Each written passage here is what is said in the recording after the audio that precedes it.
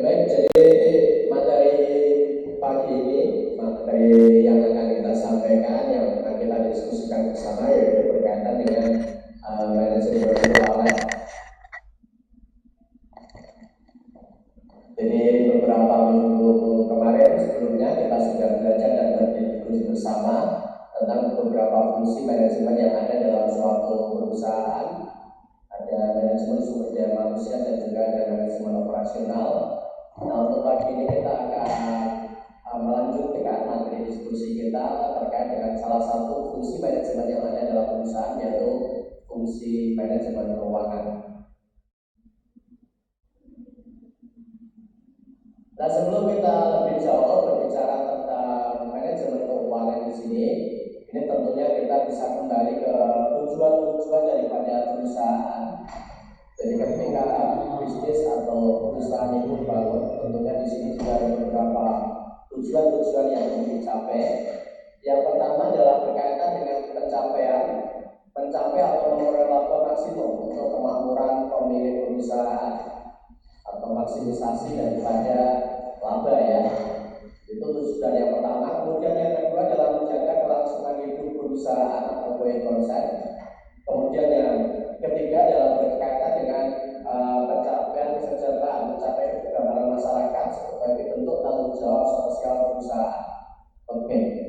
Jadi itu merupakan tiga tujuan utama daripada perusahaan melakukan kegiatan bisnis. Nah, untuk tujuan yang pertama ini berkaitan dengan maksimisasi laba untuk kemakmuran daripada pemilik perusahaan. Ini merupakan tujuan secara finansial ya, di mana setiap perusahaan ya di dalam melakukan kegiatan-kegiatan bisnis orientasinya adalah bagaimana perusahaan ini melakukan kemampuan daripada menghasilkan laba. Nah, laba yang optimal, laba yang maksimal ini menjadi sesuatu yang sangat mutlak ya bagi perusahaan, karena dengan laba yang maksimal ini tentunya perusahaan akan lebih mampu ya mencapai tujuan-tujuan yang lain. Jadi merupakan tujuan yang pertama. Nah, maksimisasi daripada laba ini tentunya juga bagaimana kemampuan ya perusahaan di dalam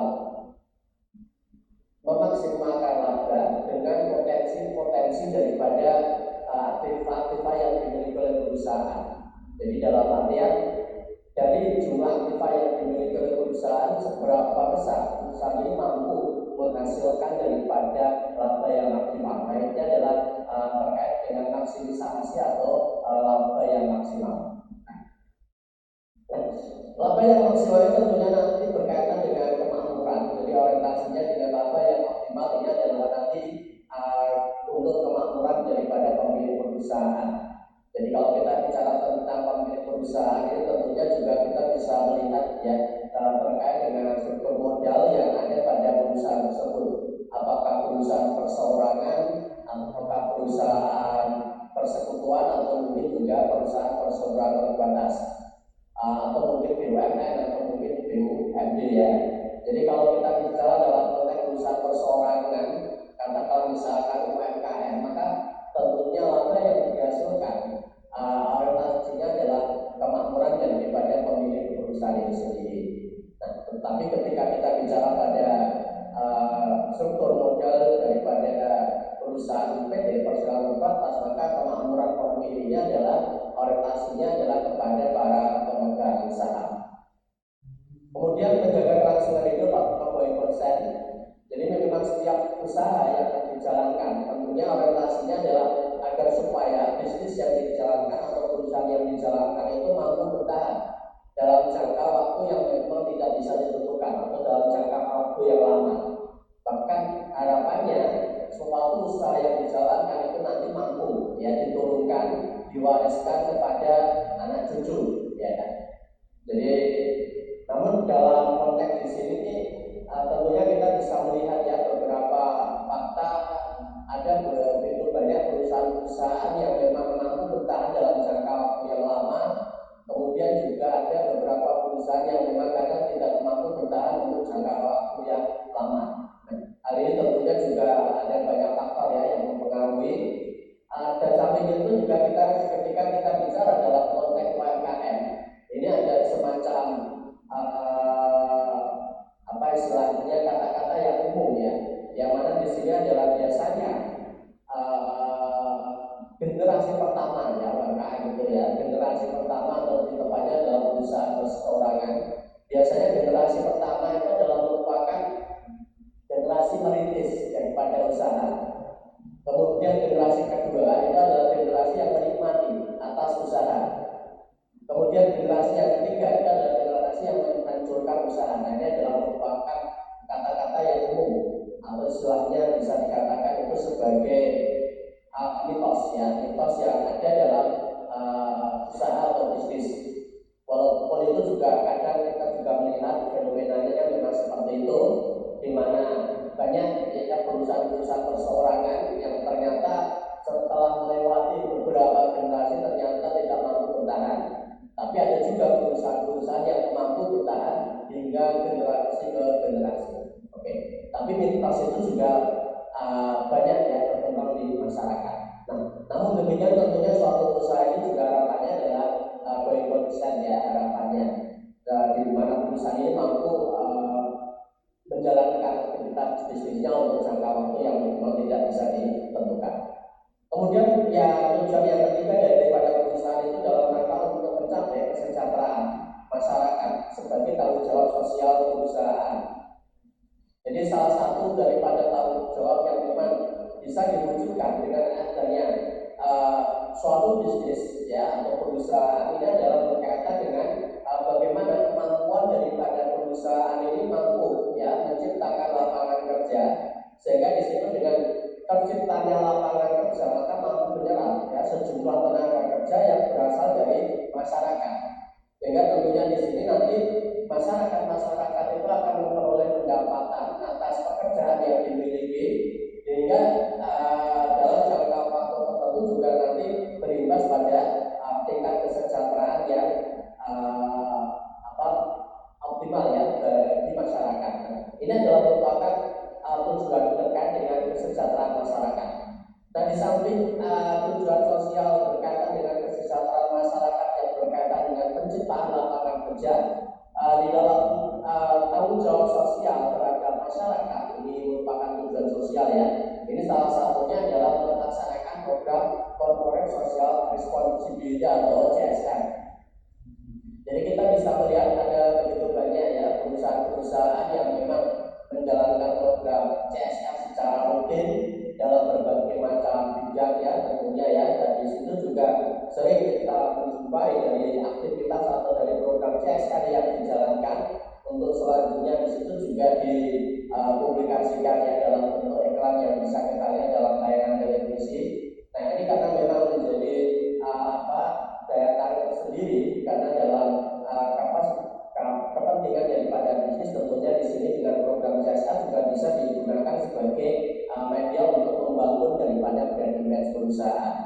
Jadi katakanlah misalkan PT Aqua ya sebagai perusahaan air minum, kemudian mereka mencoba untuk melakukan pembuatan saluran untuk sarana air minum, atau mungkin PT Jarum misalkan saja berkaitan dengan bakti negara untuk bidang olahraga misalkan, atau mungkin perusahaan-perusahaan lain yang juga sering kita jumpai ya melaksanakan kegiatan-kegiatan sosial sebagai bagian daripada tanggung jawab sosial daripada perusahaan itu sendiri. Bahkan untuk program CSR sendiri di dalam level pemerintahan kabupaten ini pun juga diatur ya biasanya oleh pemerintah daerah dengan diterbitkannya peraturan pemerintah peraturan bupati ya Pergub, yang mana di situ memang mengatur berkaitan dengan aktivitas CSR, kemudian juga struktur kepengurusan dan sebagainya. Nah, Jadi ini dalam rangka untuk memastikan bahwasannya setiap perusahaan yang ada di dalam ruang lingkup kabupaten ini memang melaksanakan program CSR dengan baik, dengan optimal, tepat sasaran, sehingga di situ berdampak pada kesejahteraan masyarakat. Oke, baik, itu merupakan 3 tujuan daripada perusahaan. Namun dari 3 tujuan tersebut tentunya tujuan yang paling utama adalah maksimisasi daripada laba. Karena bagaimanapun juga ketika maksimisasi daripada laba ini bisa diperoleh, tentunya tujuan pertama dan tujuan kedua itu bisa ikut yang mengikutinya. Tapi kalau misalkan maksimisasi laba ini tidak bisa diperoleh, ya tentunya tujuan kedua dan ketiga juga tidak bisa terrealisasi dengan baik. Oke, ini gambaran ya terkait dengan tujuan tadi yang sudah kita sampaikan. Nah, sekarang kita masuk pada konteks pengertian daripada manajemen keuangan. Jadi manajemen keuangan itu merupakan, bisa dikatakan, salah satu fungsi yang ada di dalam bisnis atau di dalam perusahaan, yang mana fungsi manajemen ini memang manajemen keuangan ini terintegrasi ya dengan fungsi manajemen yang lain.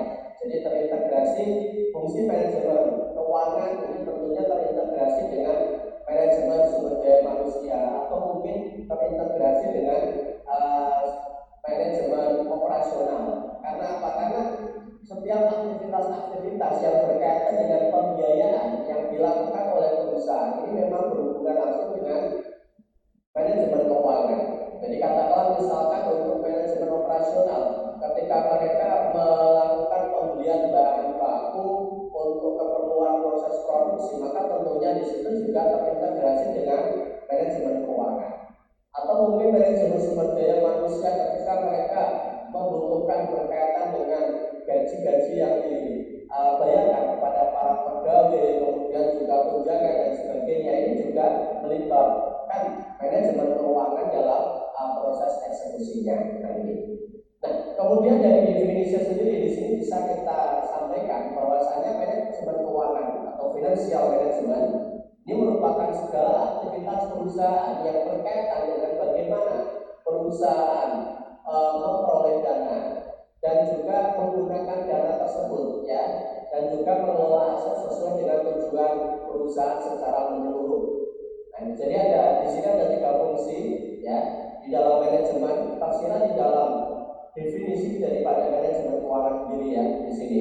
Jadi di definisi di sini tentunya kita bisa menggarisbawahi 3 hal terkait dengan fungsi manajemen keuangan. Yang pertama adalah bagaimana perusahaan itu memperoleh dana. Ya, tentunya di sini juga sumber-sumber dana daripada perusahaan ini juga bergantung atas struktur daripada modal ya, daripada perusahaan itu sendiri. Kemudian yang kedua adalah bagaimana penggunaan atas dana tersebut.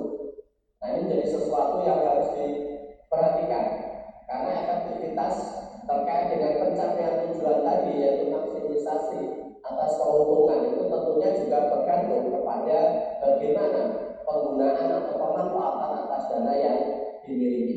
Kemudian juga mengelola aset-aset yang dimiliki oleh perusahaan atau kekayaan ya yang dimiliki.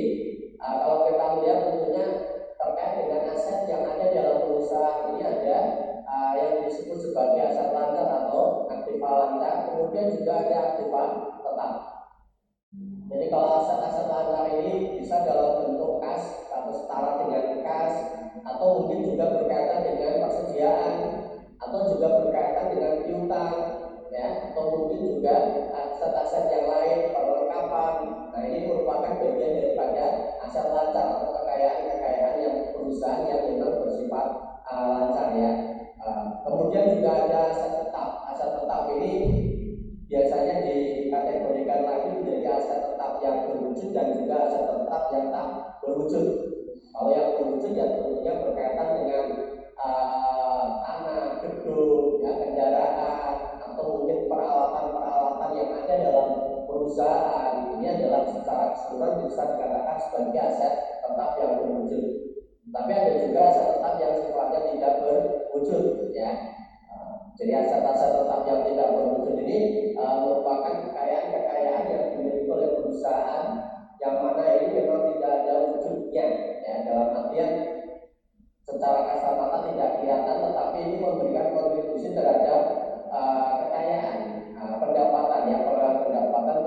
perusahaan. Tapi jangan kemudian ketika kita bicara tentang aset tetap tak berwujud karena memang tidak ada wujudnya dan di situ berdampak atas perolehan pendapatan, kemudian bisa memberikan contoh misalkan tuyul ya atau mungkin sejujurnya tidak ya, tetapi di sini ya contohnya adalah misalkan seperti goodwill atau nama baik ya atau mungkin merek ya dan sebagainya ya. Oke. Jadi ini adalah definisi daripada manajemen keuangan. Dari definisi di sini tentunya kita bisa tadi ya menggarisbawahi daripada 3 fungsi yang ada di dalam manajemen perusahaan atau 3 aktivitas yang ada di dalam manajemen perusahaan. Yang pertama adalah memperoleh dana ini, kemudian yang kedua adalah menggunakan dana, kemudian yang ketiga adalah mengelola aset ya sesuai dengan tujuan. Dan dari referensi yang lain juga kadang menyederhanakan hanya ada 2 saja, memperoleh dana dan menggunakan dana.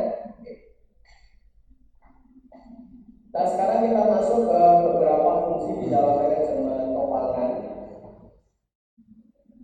Jadi ada fungsi-fungsi yang memang dilakukan di dalam manajemen keuangan ya ini ya.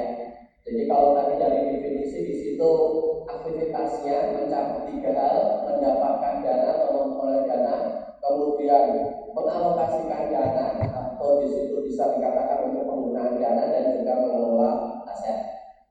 Nah kemudian untuk fungsi manajemen keuangan di sini yang pertama adalah berkaitan dengan keputusan investasi atau investment decision ya ini ya. Jadi investasi ini diartikan sebagai penanaman modal perusahaan pada aktiva real maupun aktiva finansial.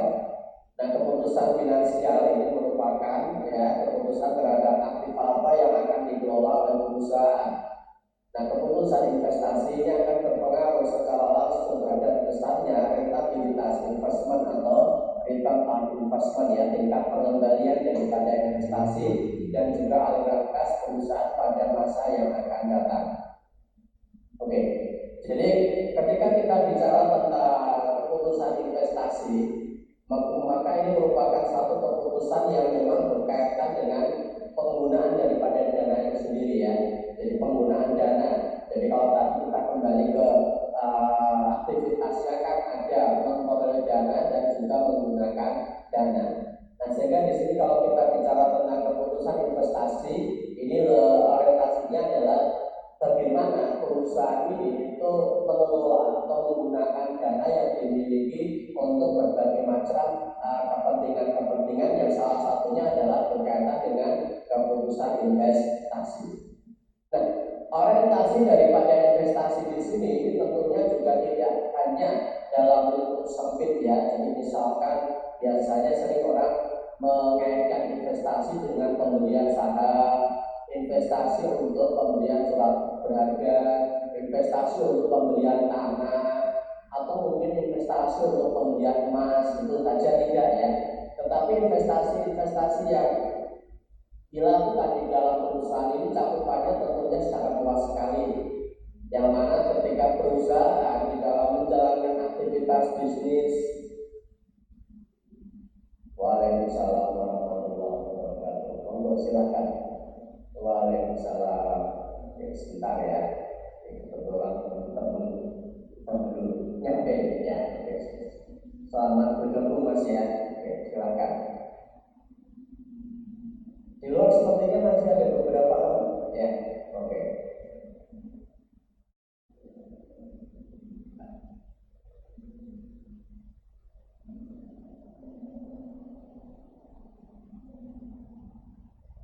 Waalaikumsalam. Monggo silakan.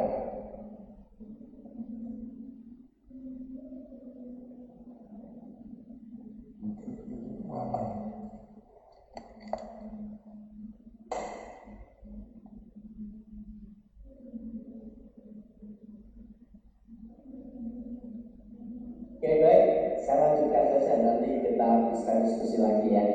Oke baik, jadi fungsi manajemen keuangan yang pertama ini berkaitan dengan keputusan investasi atau investment decision. Jadi kalau saya contohkan, jadi ketika perusahaan ini mendapatkan sejumlah uang, ya, kemudian uang atau dana tersebut ini tentunya nanti bisa dialokasikan untuk berbagai macam kepentingan. Yang salah satunya adalah untuk keperluan atau kepentingan investasi. Nah, jadi investasi di sini orientasinya ya sebagaimana tadi yang sudah saya sampaikan, ini tidak hanya sekedar untuk keperluan untuk membeli surat-surat berharga atau saham, untuk keperluan yang berkaitan dengan pembelian emas gitu ya, walaupun wah sekarang harga emas tinggi gitu kan, tidak, atau mungkin beli tanah nanti biar dijual lagi akan menguntungkan, tidak ya. Tapi dalam perusahaan investasi ini cakupannya lebih luas. Jadi ketika perusahaan menjalankan kegiatan operasional, kemudian perusahaan memerlukan alat-alat atau mesin-mesin untuk ya mendukung daripada aktivitas bisnis, maka pembelian alat-alat atau mesin-mesin itu juga bisa masuk dalam kategori investasi. Jadi investasi dalam bentuk apa? Dalam bentuk pembelian mesin-mesin. Atau mungkin bisa juga ketika perusahaan itu membangun gedung untuk gudang, ini juga merupakan salah satu bentuk investasi ya, dan masih banyak lagi. Yang jelas investasi ini adalah bagaimana kemampuan daripada, merupakan salah satu ya kemampuan daripada perusahaan di dalam mengalokasikan dana yang sudah diperoleh untuk agar supaya nanti mampu ya meningkatkan laba yang diperoleh oleh perusahaan. Nah, sehingga ketika kita bicara tentang investasi, apakah investasi ini menguntungkan atau tidak, maka biasanya alat yang biasa digunakan untuk mengukur investasi adalah return on investment, yaitu tingkat pengembalian investasi. Semakin cepat investasi yang ditanamkan oleh perusahaan dalam instrumen investasi tertentu dan ternyata di situ tingkat pengembaliannya itu lebih cepat, maka bisa dikatakan investasi itu merupakan bentuk investasi yang menguntungkan ya. Dan saya kira ada banyak sekali yang alternatif yang tentunya nanti bisa dilakukan oleh perusahaan dalam melakukan investasi. Monggo, selamat pagi, silakan bergabung. Oke, monggo. Oke, suasana kurang mendukung ya ini ya. Oke, silakan.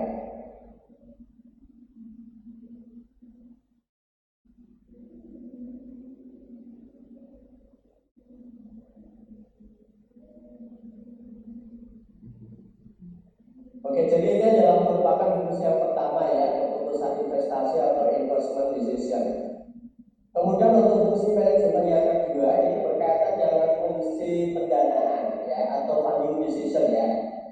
Jadi ini berkaitan dengan fungsi pendanaan. Jadi keputusan pendanaan ini mempelajari sumber-sumber dana yang berada di sisi pasifan. Untuk itu perlu diperhatikan sumber dana yang biayanya paling minimal dan syarat-syarat yang menguntungkan. Pemenuhan dana dapat dilakukan melalui sumber intern dan juga sumber eksternal perusahaan. Jadi untuk fungsi manajemen yang kedua ini merupakan fungsi aktivitas yang memang kalau dalam definisi di sini adalah berkaitan dengan memperoleh dana ini. Ya. Jadi kalau tadi fungsi yang pertama adalah investasi berkaitan dengan penggunaan dana, sedangkan kalau fungsi pendanaan ini adalah berkaitan dengan fungsi memperoleh dana. Jadi di sini bisa kita lihat bahwasanya manajemen keuangan itu berpikirnya adalah bagaimana untuk mendapatkan atau memperoleh dana. Ya. Nah, memperoleh dana ini tentunya juga kita bisa melihat konteksnya dari struktur kepemilikan atas perusahaan.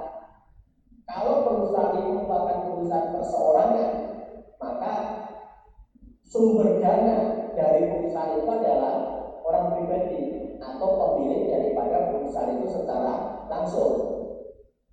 Tapi kalau misalkan perusahaan ini adalah merupakan personal terbatas atau perusahaan dengan bentuk PT, maka tentunya di sini untuk fungsi pendanaan sumber dananya itu adalah kepemilikan atas saham. Jadi sumber dana diperoleh dari apa? Penjualan saham. Nah, maka dari itu tentunya kalau kita memberikan satu contoh, misalkan perusahaan perseorangan, ya dalam konteks di sini misalkan UMKM, maka sumber dana yang dimiliki oleh UMKM ini bersumber dari pemilik. Nah, hal yang sangat umum terjadi pada UMKM berkaitan dengan sumber dana pemilik. Ini salah satunya adalah adanya keterbatasan daripada dana yang dimiliki oleh pemilik. Karena keterbatasan dana yang dimiliki oleh pemilik, maka yang sering terjadi untuk suplai dana ke perusahaan juga terbatas. Jadi katakanlah misalkan contoh pemilik punya uang 10 juta, kemudian diinvestasikan ke perusahaan.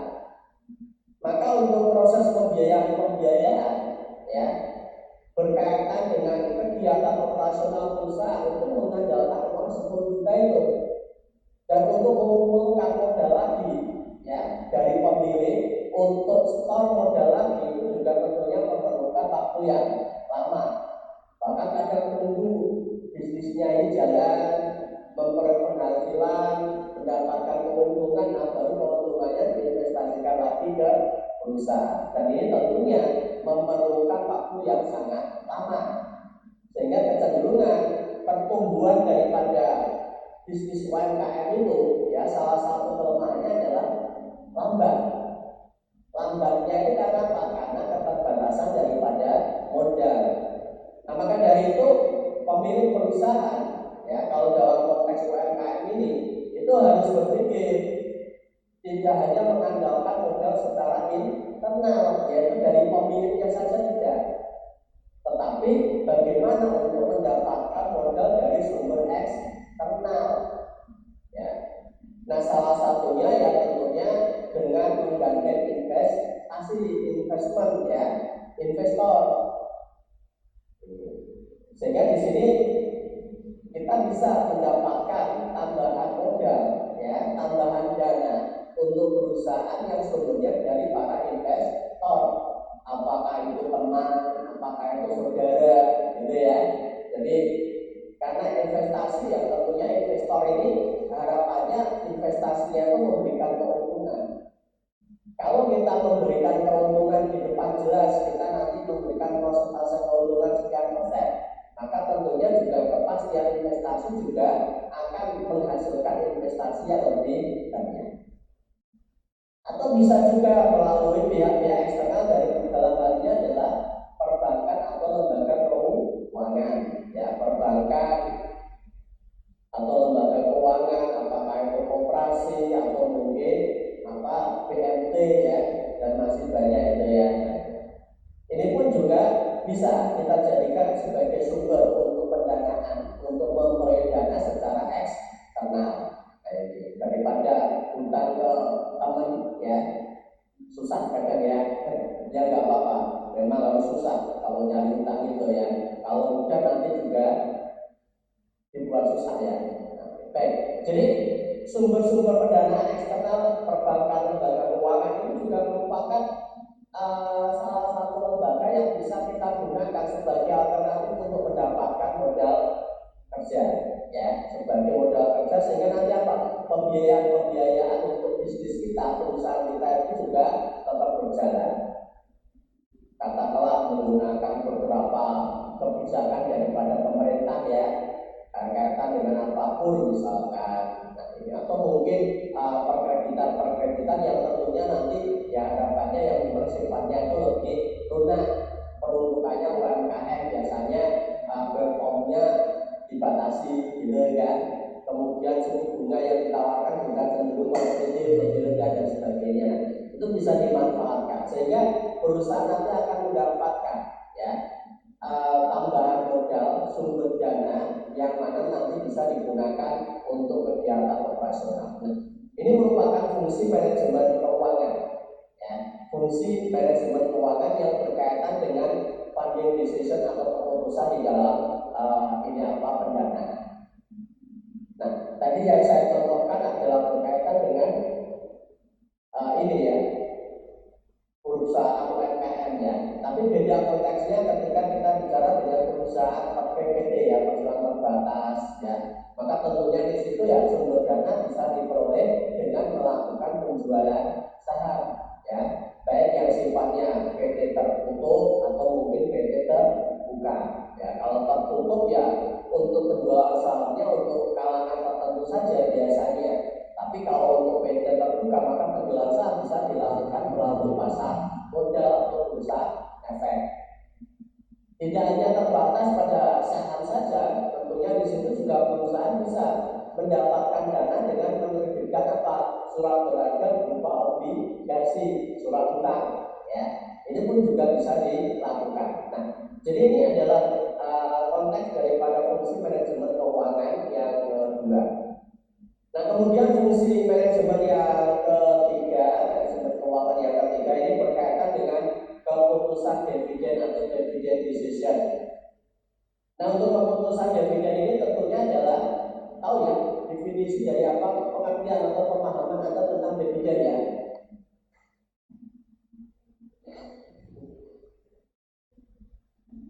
Jadi dividen itu adalah pembagian keuntungan ya, yang diberikan kepada para pemegang saham.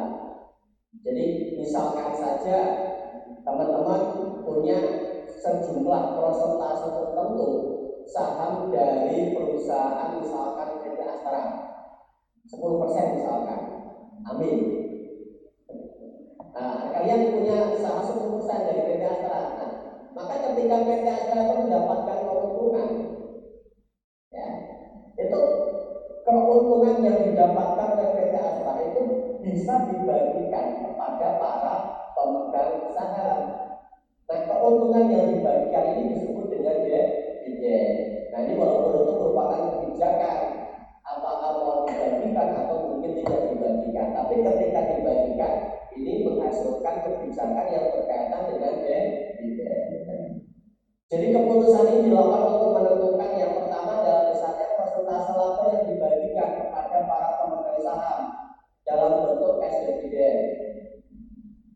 Jadi dari keuntungan yang didapatkan oleh perusahaan, ini perusahaannya tentunya berupa PT ya, perseroan terbatas, baik terbuka maupun tertutup. Ketika mendapatkan keuntungan, berapa persentase yang dibagikan dalam bentuk dividen? Apakah 100% dibagikan semua?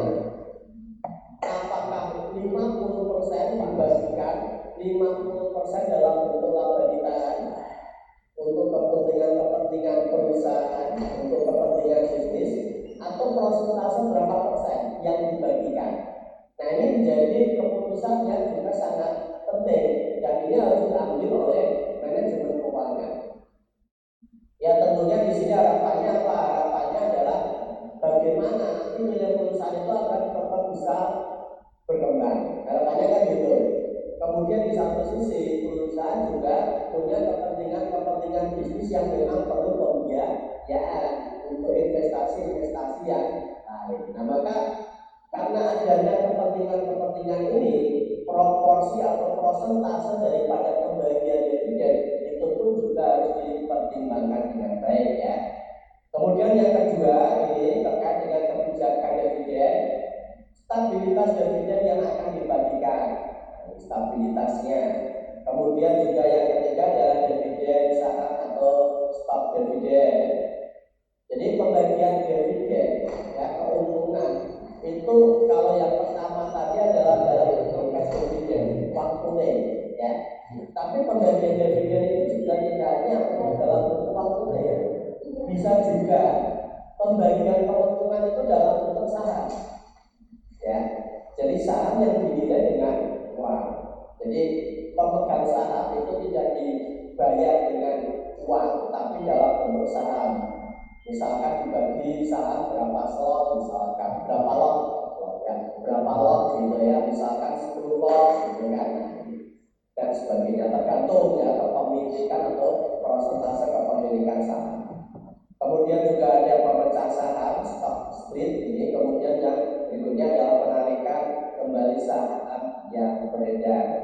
Jadi ini hal-hal yang memang berkaitan dengan keputusan dividen ya. Jadi memang ada kalanya ya ini ya, penarikan saham yang beredar itu juga bisa dilakukan oleh perusahaan. Jadi perusahaan sudah menjual saham ke publik, tapi saham itu kemudian ditarik oleh perusahaan, itu juga sah-sah saja. Ditarik itu bukan gratisan, tetapi saham yang beredar itu dibeli kembali oleh perusahaan. Gitu ya. Dan ini juga sering dilakukan oleh perusahaan sebagai bagian dari perusahaan.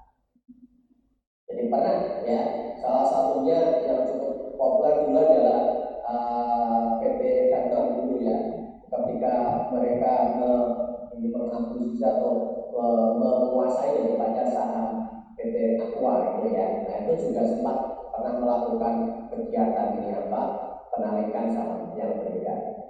Oke. Oke, jadi ini adalah hal yang berkaitan dengan fungsi manajemen. Jadi fungsi manajemen ini tentunya kalau kita melihat juga berhubungan dengan ini ya, aktivitas yang dilakukan di dalam perusahaan untuk manajemen keuangan. Dan sekarang kita masuk dari fungsi manajemen keuangan, sekarang kita masuk ke fungsi pokok manajemen keuangan. Nah di sini ada beberapa fungsi pokok ya tentunya ya. Jadi yang pertama di sini adalah mendapatkan dana perusahaan atau kebijakan pendanaan tadi ya. Jadi ini tugas pokok. Jadi seorang manajer keuangan itu harus memiliki kemampuan di dalam mendapatkan dana perusahaan. Karena dana inilah yang nanti digunakan oleh perusahaan di dalam melakukan berbagai macam pembiayaan atas bisnis yang dijalankan. Jadi kalau misalkan teman-teman memiliki bisnis, memiliki usaha, maka teman-teman itu juga harus berpikir bagaimana untuk mendapatkan dana yang nantinya bisa digunakan untuk tambahan modal atau untuk pembiayaan lebih lanjut. Nah, sehingga strategi-strategi bagaimana untuk mendapatkan dana itu seperti apa itu harus dilakukan. Apakah melalui investor, apakah melalui pinjaman, atau mungkin dari sumber-sumber yang lainnya, gitu ya. Kemudian yang kedua adalah menggunakan dana perusahaan, tadi kebijakan fungsi investasi.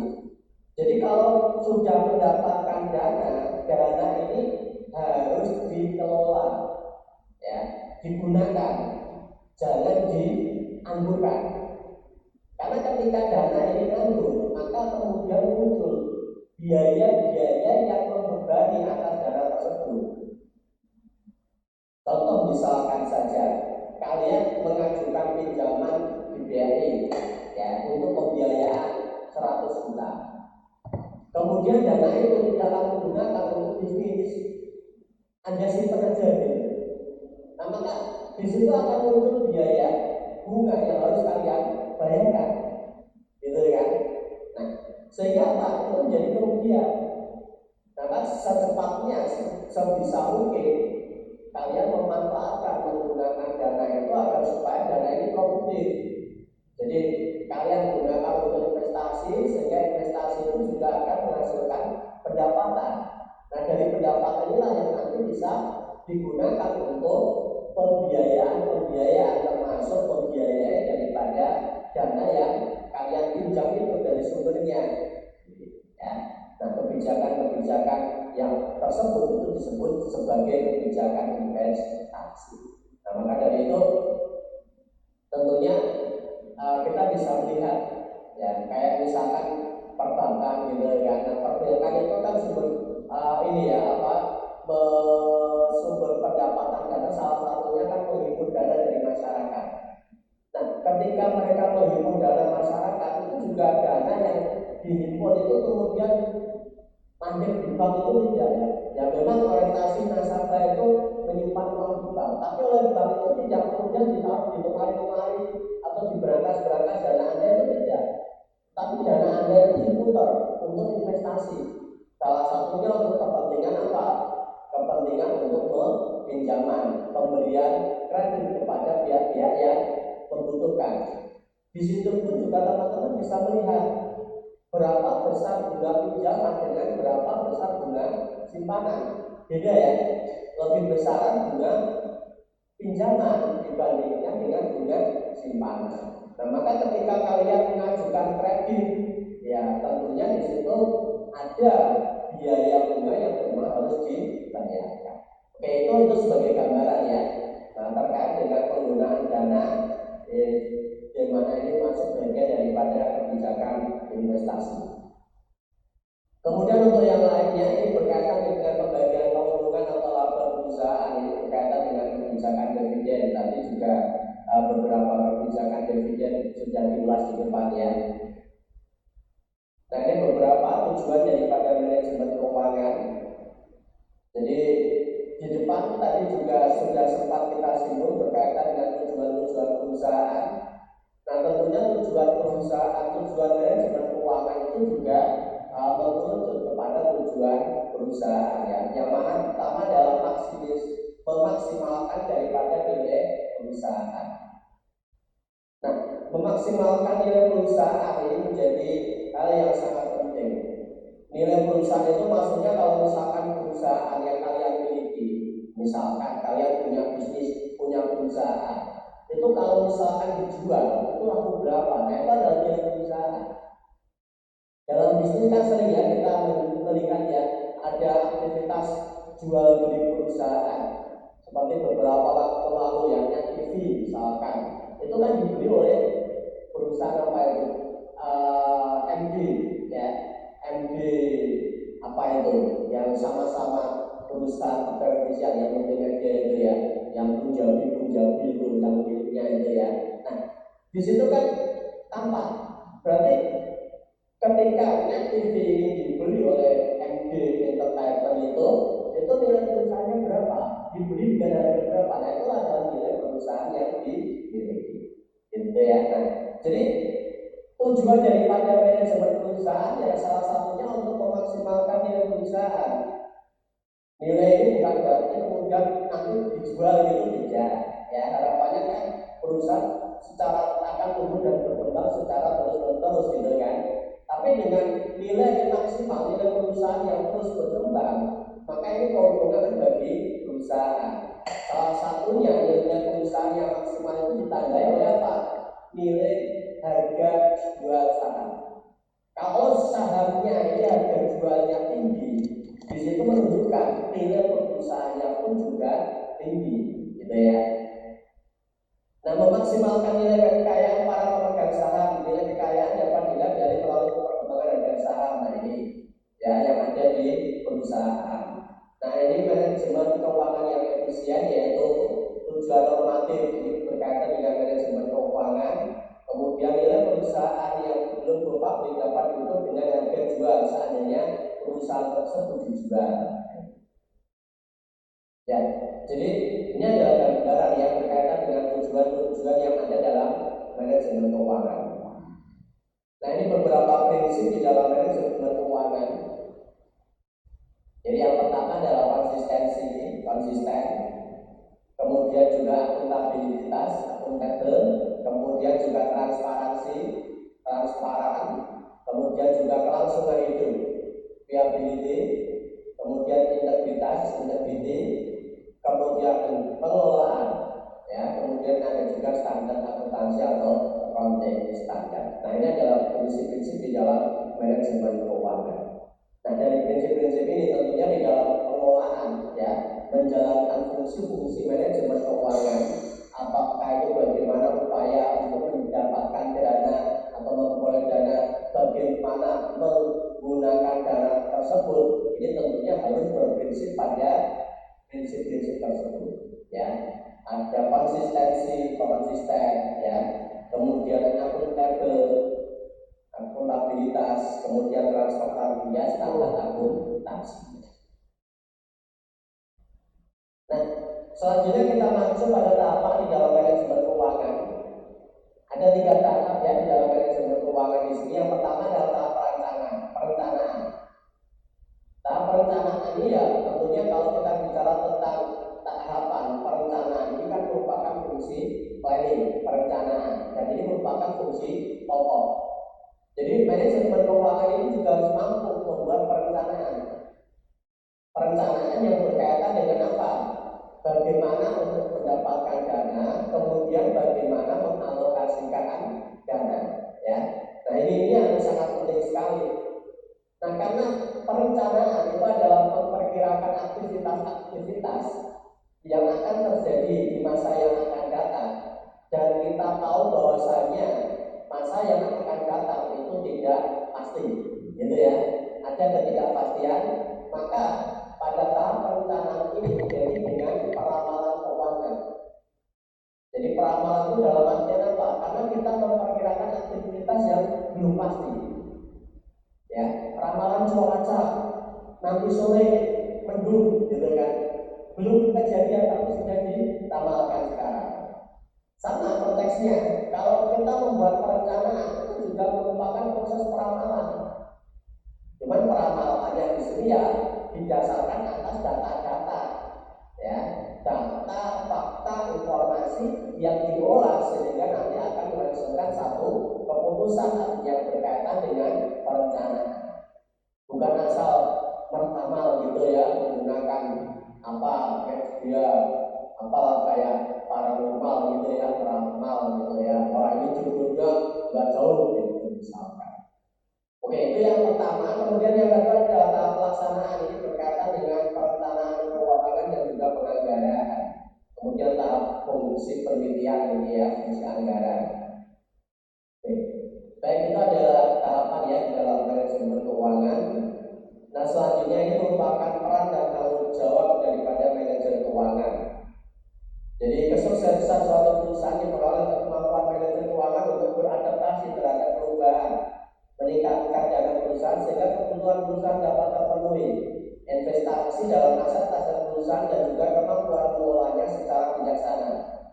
Nah, apabila perusahaan yang dapat dikembangkan dengan baik oleh manajer keuangan, maka pada akhirnya kondisi perekonomian secara keseluruhan juga akan menjadi lebih baik.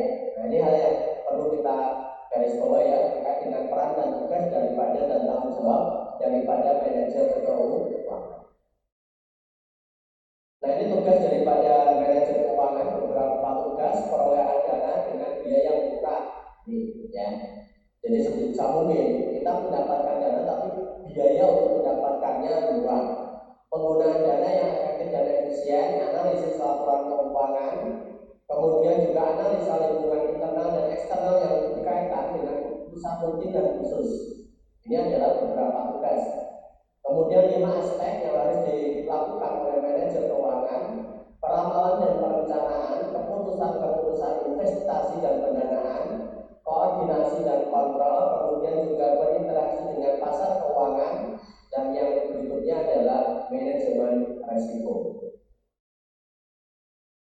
Ini tanggung jawab daripada manajer keuangan: mengambil keputusan investasi, pembelajaran aktif, investment decision, pengambilan keputusan pendanaan, ya, pembelajaran pasif, kemudian juga pengambilan keputusan dividen. Oke, baik. Jadi itu beberapa hal yang berkaitan dengan manajemen keuangan. Jadi ini secara umum ya, namun nanti juga secara spesifik teman-teman juga akan belajar untuk mata kuliah manajemen keuangan ya di semester berikutnya. Oke, saya kira dari saya ya, saya cukupkan sampai di sini berkaitan dengan penyampaian materi untuk perkuliahan pada pagi ini ya, pagi menjelang siang. Dan ini merupakan pertemuan yang ke-15 ya, atau pertemuan terakhir dari penyampaian materi. Untuk minggu berikutnya mungkin insya minggu tenang dan sebelum kita melaksanakan ujian akhir semester ya. Nah, untuk ujian akhir semester ini juga nanti akan kita informasikan. Kalau memang sudah siap ya, nanti akan kami informasikan kepada teman-teman semua sehingga teman-teman bisa mengerjakan ujian akhir semester ya. Nah, tentunya yang kami harapkan teman-teman dalam mengerjakan ujian akhir semester, karena memang di sini ada kemudahan-kemudahan ya yang saya kira ya, di mana teman-teman bisa mengerjakan lebih dari sekali, ya kan? Kesempatannya kan teman-teman mengerjakan lebih dari sekali. Beda kalau misalkan teman-teman mengikuti tes SKD atau mungkin SKB sekali nggak lolos ya udah, nggak passing grade enggak gitu kan. Tapi kalau UTS atau UAS, nah, karena ada kesempatan beberapa kali, ini merupakan satu kemudahan ya, silakan teman-teman bisa memanfaatkan kesempatan tersebut. Tapi harapannya karena ini adalah merupakan UTS dan UAS, ini dalam rangka apa? Untuk mengukur kemampuan teman-teman atau secara langsung berkaitan dengan kinerja pembelajaran teman-teman. Nah, maka tentunya saya harapkan di dalam mengerjakan UTS UAS nanti Anda harus percaya diri, kemampuan diri, mandiri, gitu ya. Dalam artian proses untuk mengerjakan UAS itu belajar dulu, persiapan baru kerjakan UAS, ya. Jangan mengerjakan UAS sambil belajar, ya. Mengerjakan UAS sambil belajar itu apa? Buka catatan, Google Google tanya,